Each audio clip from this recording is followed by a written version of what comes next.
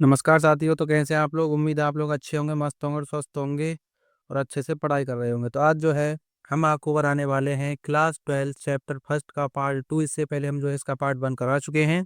अगर आपको वीडियो वो पसंद आई हो तो प्लीज़ ये कमेंट ज़रूर करना और हमें उम्मीद है कि आपको अच्छे से समझ में आया होगा। तो आइए बिना देरी के वीडियो को स्टार्ट करते हैं। तो आज हम पढ़ने वाले हैं कि हड़प्पा सभ्यता का आरंभ कैसे हुआ। हमने पहले देखा था कि हड़प्पा सभ्यता किस काल की मानी गई है और उसकी समय सीमा कितनी थी, उसके प्रमुख केंद्र कौन-कौन से थे, उसके उसमें क्या-क्या वस्तुएँ मिलीं, कौन-कौन से नगर खोजे गए, कौन-कौन सी नदियों के किनारे थी। तो आज जो है हम समझेंगे कि हड़प्पा सभ्यता के जो है इसका आरंभ कैसे हुआ, कहाँ हुआ। तो आइए बिना देरी के वीडियो को स्टार्ट करते हैं। सबसे पहले इसी में आता है कि हड़प्पा सभ्यता का आरंभ। तो विकसित हड़प्पा सभ्यता से पहले भी इस क्षेत्र में कई संस्कृतियों का अस्तित्व था। इन संस्कृतियों की विशिष्ट मृदभांड शैली थी। हमें उनके संदर्भ में कृषि, पशुपालन तथा शिल्पकारी के भी साक्ष्य प्राप्त हुए हैं। इस काल की बस्तियां छोटी होती थीं। इस कालखंड में बड़े आकार की संरचनाएं ना के बराबर होती थी। यानी कि जब हड़प्पा सभ्यता का आरंभ हुआ था, उससे पहले भी जो है यहाँ पर कई प्रकार की संस्कृतियाँ थीं। लेकिन उस समय जो है हड़प्पा सभ्यता के जितने बड़े शहर नहीं थे, बल्कि वहाँ पर जो है बड़े आकार की जो आकृतियाँ भी थीं, जो है काफ़ी ज़्यादा छोटी थीं। और हमें जो है इसके साक्ष्य भी मिले हैं, जैसे कि मृदभांड शैली मिली है, कृषि भी, पशुपालन और शिल्पकारी भी। और आगे आता है कि कुछ स्थानों पर बड़े पैमाने पर विशेष यानी कि तरह के जलाए जाने तथा कुछ स्थानों का परित्याग कर देने के भी साक्ष्य मिले हैं। ये साक्षी नहीं बल्कि साक्ष्य है। यानी कि जब हड़प्पा सभ्यता विकसित हुई थी, तो वहाँ पर जो है बड़े पैमाने पर क्षेत्र विशेष के जलाए जाने यानी कि उनको जलाने के भी हमें जो है साक्ष्य मिले हैं, उन्हें छोड़ने के भी साक्ष्य मिले हैं।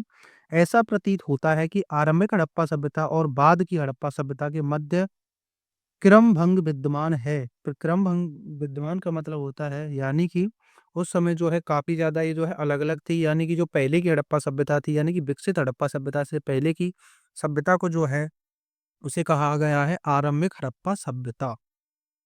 अब आता है कि हड़प्पा सभ्यता में निर्वाह के तरीके का मतलब होता है यानी कि जीने के तरीके कैसे थे। तो हड़प्पा संस्कृति का विकास कुछ ऐसे स्थानों पर हुआ जहां पहले आरंभिक हड़प्पा संस्कृतियों का अस्तित्व था। यानी कि जब हड़प्पा संस्कृति का विकास हो रहा था, यानी कि जो नई वाली हड़प्पा संस्कृति थी, जो विकसित हड़प्पा संस्कृति थी, जिसमें आपके मोहनजोदड़ो रहा, आपका लोथल, धोलावीरा, इन सभी शहरों का जो है वहां पर उत्पन्न मिले। तो तभी जो है इसमें जो है कुछ आरंभिक हड़प्पा संस्कृतियों का भी अस्तित्व जो है शामिल था। अब इसमें आगे आता है कि जीवन निर्वाह के तरीकों के प्रमाण मिले। प्रमाणों में यह सिद्ध होता है कि इनमें काफ़ी समरूपता थी, यानी कि कई प्रकार के जो है ये एक समान दिखते थे। हड़प्पा सभ्यता के निवासी कई प्रकार के कंद-मूल, पेड़-पौधों, जानवरों तथा मछली से अपने भोजन की आवश्यकता को पूरा करते थे। यानी कि जो हड़प्पा सभ्यता के लोग थे, वो अपना जीवन निर्वाह कैसे करते थे कि वो जो है कंद-मूल, पेड़-पौधों से मिले फल और जानवरों तथा मछलियों से मिला मांस, ये जो है आदि खाते थे और इसका जो है इससे उनका जो है जीवन निर्वाह होता था, यानी कि वो जो है अपना जीवन व्यतीत करते थे। और हमने पहले आपको बताया था कि हड़प्पा सभ्यता में जो है मातृ देवी की भी पूजा की जाती थी, आद्य शिव की भी पूजा की जाती थी। तो वो भी जो है हम डिटेल में पार्ट 3 में पढ़ेंगे, जिसमें आपको अच्छे से समझ में आ जाएगा और ये हमारी गारंटी है कि इससे बाहर आपका एक भी प्रश्न नहीं पूछा जाएगा। और इनके साथ-साथ जो है हम आपको एक ऑब्जेक्टिव और एक सब्जेक्टिव क्वेश्चन की वीडियो भी कराएँगे, यानी कि आपकी हर चैप्टर की 5 वीडियो होंगी, जिनमें 3 में आपका एक्सप्लेनेशन होगा और हर 2 वीडियो में जो है आपके सब्जेक्टिव और ऑब्जेक्टिव क्वेश्चन होंगे। और जिसमें जो है आपका पूरा का पूरा सिलेबस कंप्लीट हो जाएगा। यानी कि आपकी लगभग जो है आपकी वीडियो बनेंगी लगभग 36 60 वीडियो बनेंगी हर यानी कि इस सब्जेक्ट की। यानी कि इसकी जो आपकी 60 वीडियो में जो है आपकी बिल्कुल हिस्ट्री कंप्लीट हो जाएगी। आगे आता है हड़प्पा स्थलों से हमें मिले अनाज के दानों, ये जो है दनों नहीं दानों में गेहूँ, जौ, दाल, सफ़ेद चना, तिल, बाजरा और चावल प्रमुख थे। यानी कि हड़प्पा सभ्यता में जो अनाज मिले हैं उनमें जो है गेहूँ, जौ, दाल, सफ़ेद चना, तिल, बाजरा और चावल प्रमुख थे। लेकिन चावल जो है इसमें जो है काफ़ी कम मात्रा में पाए गए हैं। अब आगे आता है कि बाजरे के दाने गुजरात के स्थलों से पाए गए थे। यानी कि बाजरे के दाने भी जो है गुजरात के स्थलों से पाए गए थे और अन्य खाद्य अनाजों की तुलना में चावल के दाने कम पाए गए थे। यानी कि जो बाजरे के दाने थे, वो जो है सबसे कम पाए गए थे। जैसे कि आपका पहले गेहूँ, जौ और आपका तिल, सफ़ेद चना और चावल मिले थे, उनसे सभी से कम जो है इसमें जो है बाजरे के दाने पाए गए थे। ये जो है गुजरात में पाए गए थे। आगे आता है हड़प्पा स्थलों में तो जो है मवेशियों, भेड़, बकरी, भैंस तथा सूअर की हड्डियाँ मिली हैं और इतिहासकारों का मानना है कि यह जानवर पालतू थे। यानी कि हड़प्पा सभ्यता में जो है भेड़, बकरी, भैंस तथा सूअर को भी जो है पाला जाता था और इतिहासकार जो है यही मानते हैं कि ये जो है जानवर यानी जो है पालतू थे। और अब जो आगे आता है वो आता है कि हड़प्पा सभ्यता की कृषि प्रौद्योगिकी, यानी कि हड़प्पा सभ्यता में जो है कृषि की तकनीक कैसी थी। तो हड़प्पा सभ्यता से प्राप्त अनाज के दानों से कृषि के संकेत प्राप्त होते हैं, लेकिन इस काल में कृषि की कौन सी विधि प्रचलित थी, इस संबंध में कोई जानकारी प्राप्त नहीं होती है। तो हड़प्पा सभ्यता में जो है अनाज के दाने भी जो है मिलते हैं और जो है अभी अब हम आपको बता चुके हैं जिसमें जो आपके चावल के, गेहूं के, जौ के, तिल के और आपके सफ़ेद चने के और बाजरे के दाने मिले हैं। लेकिन ये अभी तक सिद्ध नहीं हो पाया है कि वहाँ पर जो है कौन-सी विधि प्रचलित थी। इसका ब हमें जो है कोई भी साक्ष्य नहीं मिला है। आगे आता है मोहरों पर किए गए रेखांकन तथा ऋण मूर्तियों से वृषण यानी कि बैल के संबंध में लोगों को जानकारी थी। इसलिए इतिहासकारों का मानना है कि खेत जोतने के लिए जो है बैलों का प्रयोग किया जाता था। तो हड़प्पा सभ्यता में जो मोहरें मिली हैं, उन पर भी जो है कई प्रकार की मूर्तियाँ मिली हैं, जिनमें आपके वृषण यानी कि बैल का भी जो है उसमें चित्र मिला है।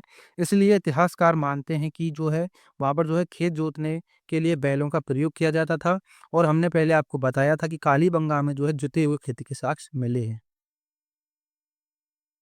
अब आगे आता है कि चोलिस्तान के कई स्थलों और बनावली जो कि हरियाणा में पड़ता है से मिट्टी के बने हल के साक्ष्य प्राप्त हुए हैं। इसके अलावा इतिहासकारों को कालीबंगा राजस्थान जो कि यानी कालीबंगा जो है राजस्थान में पड़ता है नामक स्थान से जो है जुते हुए खेत के प्रमाण भी मिले हैं।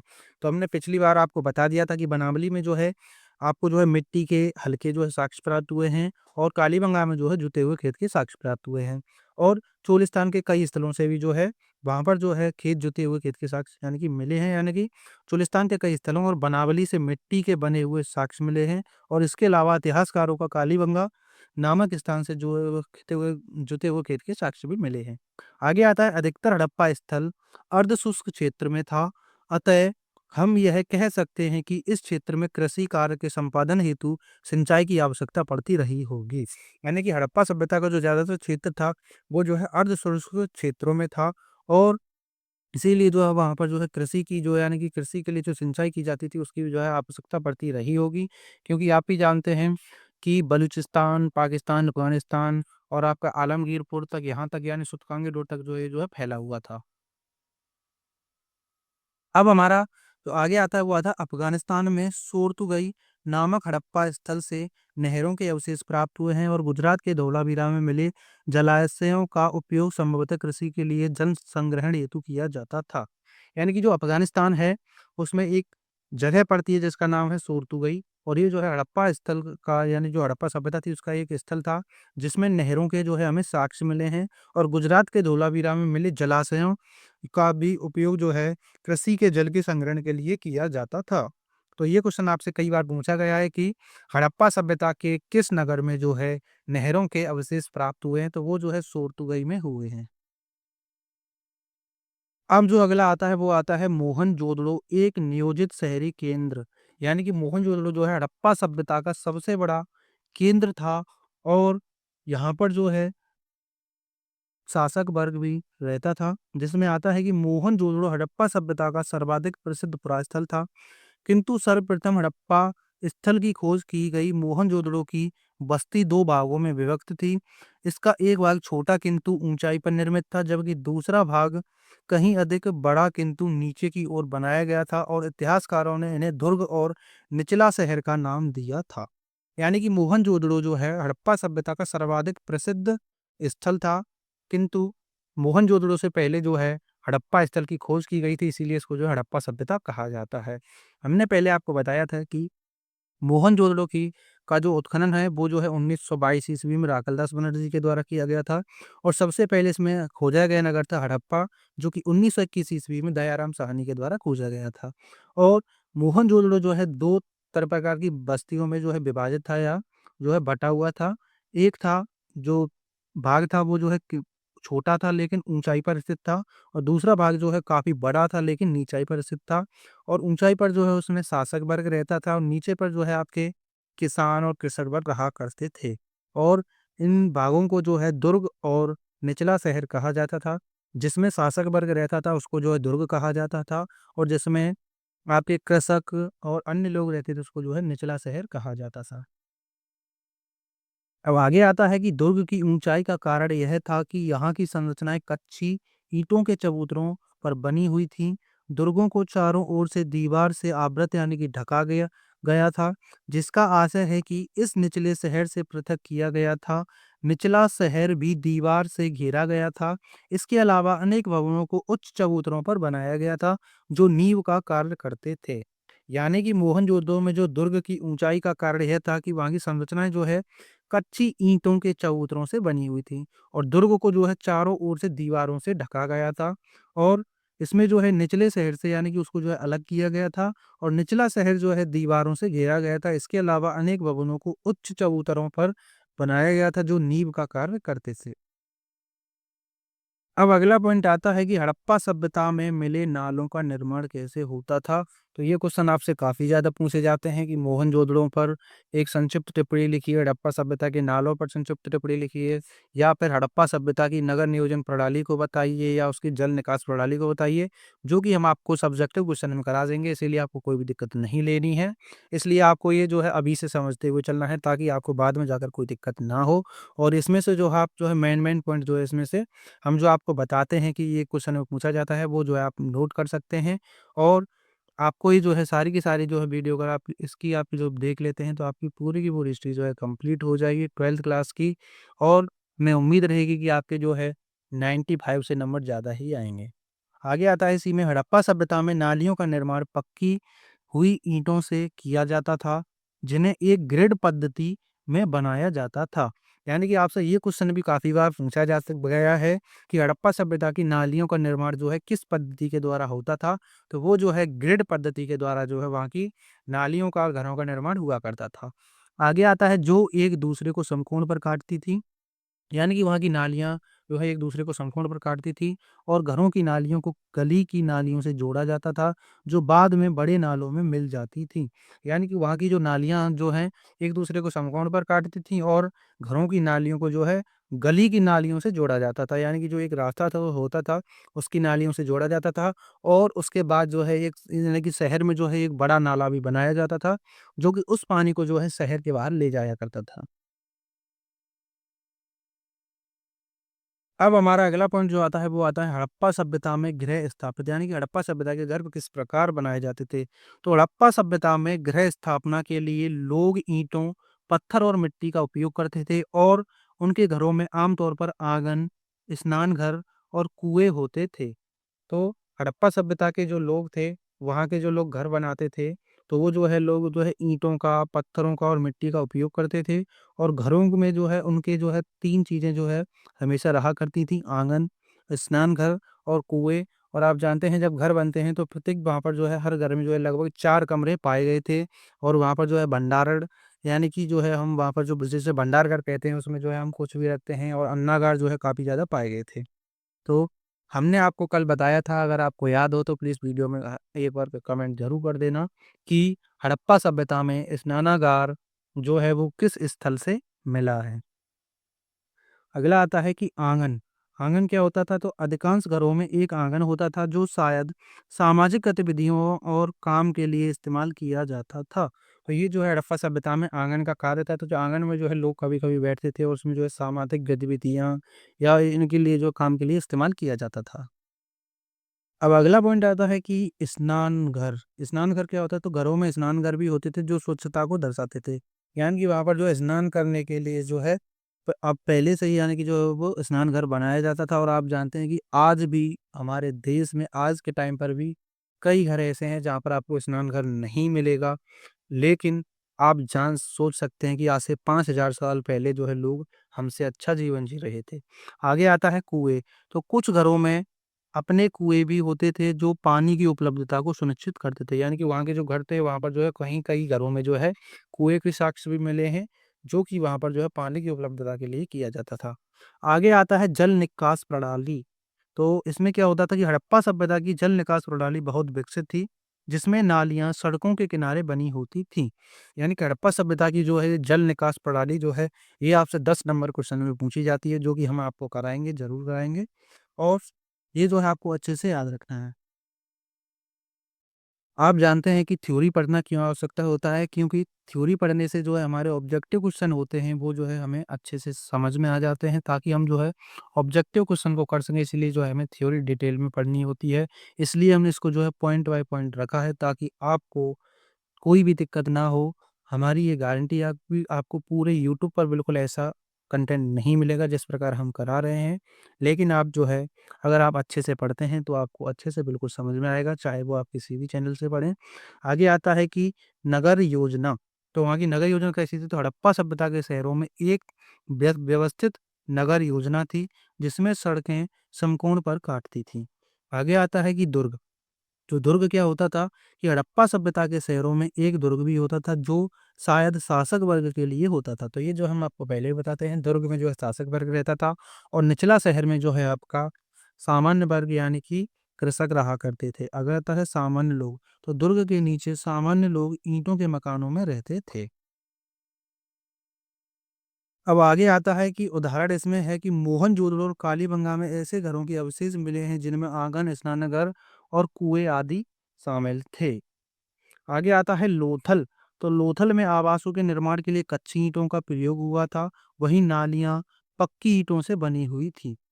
तो यानी कि जो लोथल है, ये आपसे इसमें कई बार क्वेश्चन पूछा गया है कि किस शहर में जो है कच्ची ईंटों का निर्माण जो है आवास बनाने के लिए हुआ था, वो जो है लोथल में हुआ था।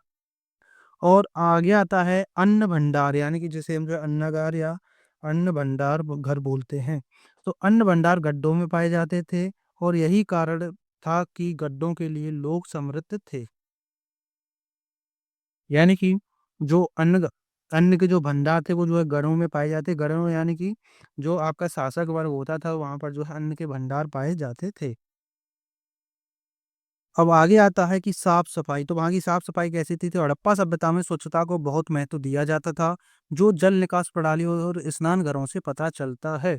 तो हड़प्पा सभ्यता में जो है वहाँ की जल निकास प्रणाली और उसके जो है स्नानघरों से पता चलता है कि हड़प्पा सभ्यता के लोग जो है स्वच्छता का कितना ध्यान रखते थे। आगे आता है सांस्कृतिक महत्व।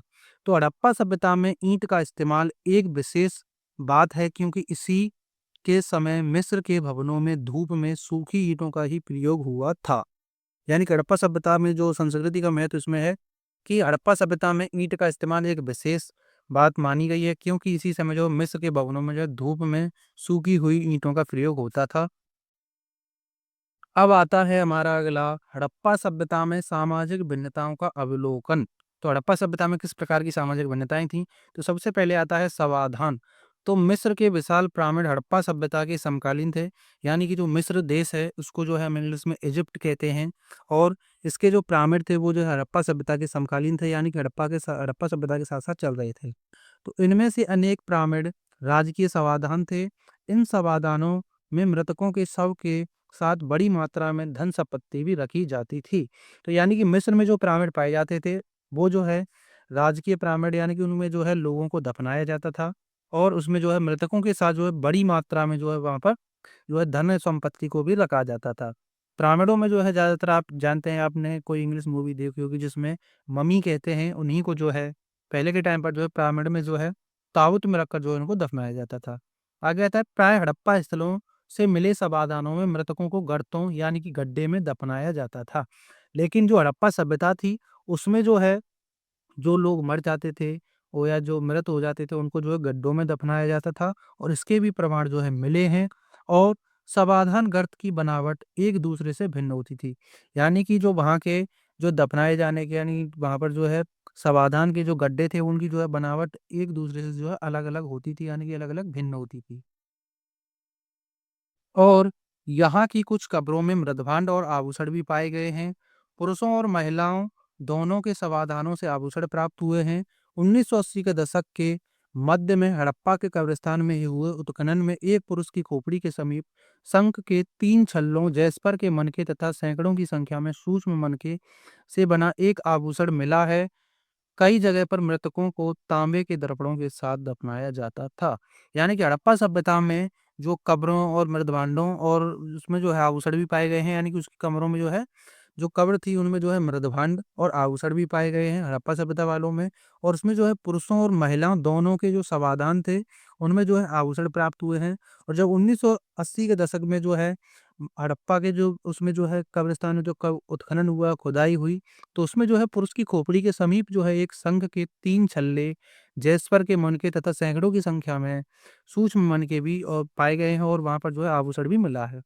और कई जगह पर मृतकों को तांबे के दर्पण के साथ दफनाया गया था।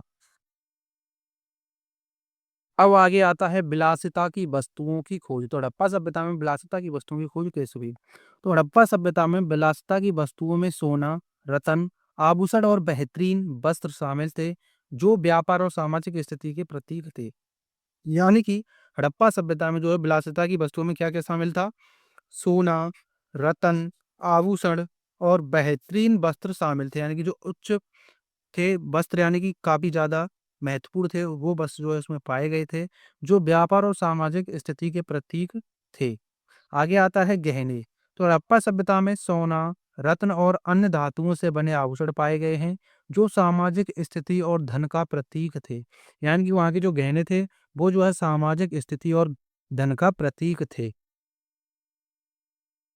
आपके लिए एक इम्पोर्टेंट बात और है, आप जब पॉलिटी पढ़ेंगे यानी कि सिविक्स पढ़ेंगे, तो उसमें जो है विलासिता की वस्तु में जो है आपकी शराब को रखा गया है, तो इसमें जो है आपको कन्फ्यूज़न नहीं होना है, वो भी हम आपको ज़रूर आपको पढ़ाएँगे, तब आपको जो है अच्छे से समझ में आएगा। अब आगे आता है वस्त्र। तो सबसे बेहतरीन वस्त्र जैसे कि मुलायम और बेहतरीन कपास और रेशम भारत से आते थे, इसीलिए जो है वहाँ की हड़प्पा सभ्यता में जो है सबसे ज़्यादा जो है वस्त्र पाए गए हैं, वो सबसे ज़्यादा बेहतरीन थे, मुलायम थे। और इसमें जो है आपसे एक बार क्वेश्चन पूछा गया था कि हड़प्पा सभ्यता में सबसे ज़्यादा किस कृषि के साक्ष्य मिले हैं? तो वो जो है कपास के मिले हैं। आगे आता है अन्य वस्तुएँ। अन्य वस्तुओं में जो है तांबे की इक्का गाड़ी, उर्वरता की देवी, कांस्य दर्पण, मछुआरे का चित्र, गरुड़ की मूर्ति और अवलोकितेश की मूर्ति जैसी वस्तुएँ भी विलासिता की श्रेणी में आती थीं। अब हमारा नेक्स्ट प्रश्न आता है कि इसमें शिल्प उत्पादन के विषय में जानकारी। तो वहाँ पर जो शिल्प कला थी उस कैसे होती थी? तो हड़प्पा सभ्यता में शिल्प उत्पादन के लिए विभिन्न प्रकार की सामग्रियों का उपयोग किया जाता था, जिनमें मिट्टी, पत्थर, तांबा, टिन, कांस्य, सोना और अन्य सामग्री शामिल थी, जिनका उपयोग मनके, मोहरें, आभूषण, औजार और बर्तन बनाने के लिए किया जाता था। चनहूदड़ो शिल्प उत्पादन के लिए एक विशेष स्थान था।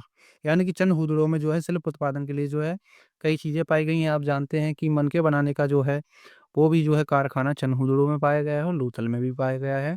और हड़प्पा सभ्यता में जो शिल्प उत्पादन के लिए जो है विभिन्न सामग्रियाँ उपलब्ध थी, जैसे कि मिट्टी, पत्थर, तांबा, टिन, काँस्य, सोना और अन्य सामग्रियाँ भी इसमें शामिल थीं। तो हमने आपको बताया था कि हड़प्पा सभ्यता को कांस्ययुगीन सभ्यता कहा जाता है, किस लिए कहा जाता है? इसका आंसर आपको कमेंट में ज़रूर देना है। और हड़प्पा सभ्यता को जो है क्या कौन-कौन सी सभ्यता कहा जाता था? इसका भी आंसर आपको जो है कमेंट में देना है। अब आगे जो आता है वो आता है हड़प्पा सभ्यता के दूर के क्षेत्रों से संपर्क। यानी कि हड़प्पा सभ्यता के जो संपर्क थे वो जो है किन-किन सभ्यताओं से थे? तो हड़प्पा सभ्यता ने फारस, मेसोपोटामिया और मिस्र की सभ्यताओं के साथ व्यापारिक और सांस्कृतिक संबंध स्थापित किए थे, जो सिंधु घाटी सभ्यता के अंतरराष्ट्रीय व्यापार का प्रमाण है।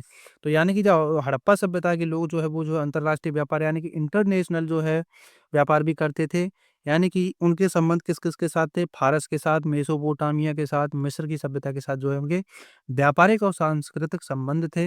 ये संबंध जो है सिंधु सभ्यता के जो है अंतरराष्ट्रीय व्यापार का प्रमाण है। आगे आता है मेसोपोटामिया था क्या? तो हड़प्पा सभ्यता और मेसोपोटामिया के बीच एक व्यापार जो है व्यापक समुद्री व्यापार नेटवर्क था, जहाँ हड़प्पा की मोहरें और आभूषण मेसोपोटामिया के क्षेत्रों में पाई गई हैं। यानी कि जब खोज हुई तो हड़प्पा की जो वस्तुएँ थी, वहाँ की मोहरें थी, आभूषण थे, वो जो है मेसोपोटामिया के क्षेत्र में भी जो है पाए गए। अब आगे आता है कि मिस्र, इजिप्ट जिसे हम इंग्लिश में कहते हैं, हमने आपको पहले बताया था कि सिंधु घाटी सभ्यता ने मिस्र की सभ्यता के साथ भी व्यापारिक और सांस्कृतिक संबंध जो है आदान-प्रदान किया। जो सिंधु घाटी सभ्यता के अंतर्राष्ट्रीय व्यापार का ये भी एक प्रमाण है। अगला आता है फ़ारस, जिसे हम इंग्लिश में कहते हैं पर्शिया। तो हड़प्पा सभ्यता के लोग फ़ारस के साथ भी व्यापार करते थे, जो लोथल नामक सिंधु घाटी सभ्यता कालीन स्थल से प्राप्त फ़ारस की मोहरों से पता चलता है। तो इन सभी सभ्यताओं के साथ जो है सिंधु घाटी सभ्यता के जो है व्यापारिक संबंध थे, सांस्कृतिक संबंध थे। और आगे आता है अफ़गानिस्तान, तो अफ़गानिस्तान के साथ भी जो है इसके यहाँ तक तो ये फैला हुआ था। तो हड़प्पा सभ्यता का विस्तार अफ़गानिस्तान तक भी था, जहाँ सोर्तुगई और मुंडीगक जैसी सिंधु घाटी सभ्यता के स्थल पाए गए हैं। आगे आता है अन्य, इसमें जो है सिंधु घाटी सभ्यता के लोग विभिन्न एशियाई देशों के साथ व्यापार करते थे, जिसमें अफ़गानिस्तान, पाकिस्तान, ईरान और चीन शामिल थे। तो अब जो है उम्मीद है कि आपको ये अच्छे से समझ में आया होगा। अगर आपको समझ में आया है तो प्लीज़ वीडियो को लाइक कर देना, चैनल को सब्सक्राइब कर देना। अगर आप हमारे साथ जुड़े रहते हैं तो आपके अच्छे नंबर आएँगे। प्लीज़ इस वीडियो पे कमेंट ज़रूर करना। अगर आपको वीडियो पसंद आई है तो प्लीज़ जय हिंद, वंदे मातरम।